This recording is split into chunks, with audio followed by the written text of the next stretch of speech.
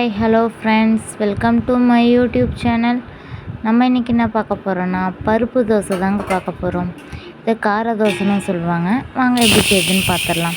அதுக்கு ஒரு மெஷரிங் கிளாஸில் ஒரு டம்ளர் இட்லி அரிசி எடுத்துக்கிறேன்.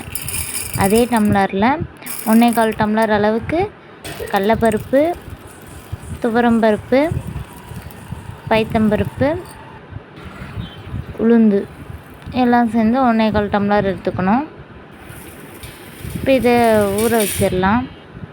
இது ஒரு 5 ஹவர்ஸ் ஊற வச்சா போதும். நான் மார்னிங் செய்கிறேன், அதனால் நான் நைட்டே ஊற வச்சிடுறேன். இதை இப்போ தான் நம்ம சேனலை ஃபஸ்ட்டு பார்க்குறீங்கன்னா மறக்காமல் நம்ம சேனலை சப்ஸ்கிரைப் பண்ணிவிடுங்க.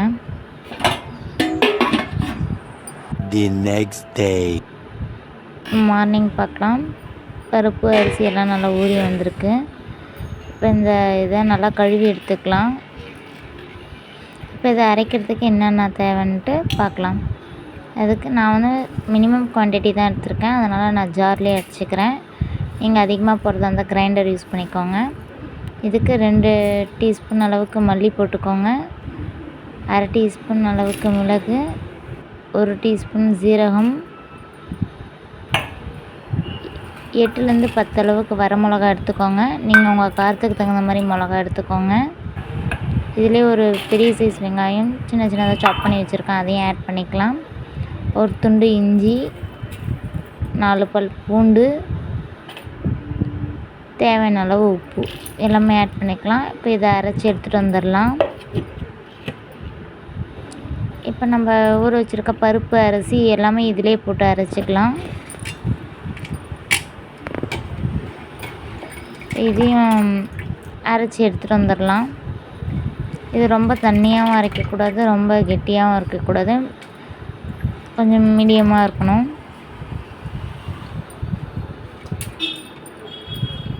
இப்போ எல்லாமே அரைச்சி எடுத்துகிட்டு வந்துடலாம்.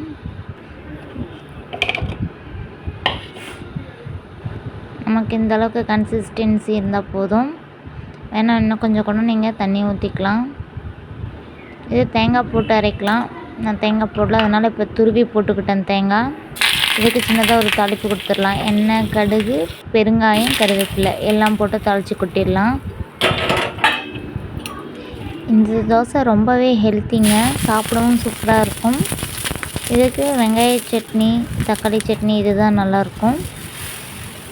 இப்போ இது 1 சைடு ஊற்றி வச்சு எண்ணெய் ஊற்றிட்டு இதை மூடி வைங்க. மூடி வச்சுட்டு ஒரு 2 to 3 மினிட்ஸ்க்கு அப்புறம் ஓப்பன் பண்ணி பாருங்கள். ஒரு பக்கம் வெந்ததுக்கப்புறம் இன்னொரு பக்கம் திருப்பி போடுங்க.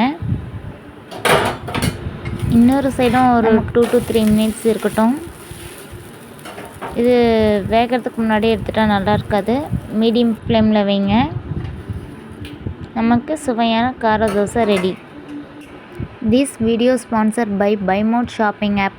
பைமோட் e-shopping application is one of the online shopping app now available on Play Store and App Store. Buymote e-shopping. For more information டிஸ்கிரிப்ஷனில் லிங்க் கொடுக்குறேன், செக் பண்ணி பாருங்கள். நம்ம வீட்டுக்கு தேவையான கிராசரி ஐட்டம்ஸ் எல்லாமே இதில் இருக்குது. ஒரு டைம் செக் பண்ணி பை பண்ணி பாருங்கள். இந்த வீடியோ உங்களுக்கு பிடிச்சிருந்தா லைக் பண்ணுங்கள், ஷேர் பண்ணுங்கள், கமெண்ட் பண்ணுங்கள். மறக்காமல் நம்ம சேனலை சப்ஸ்கிரைப் பண்ணிடுங்க. தேங்க்ஸ் ஃபார் வாட்சிங்.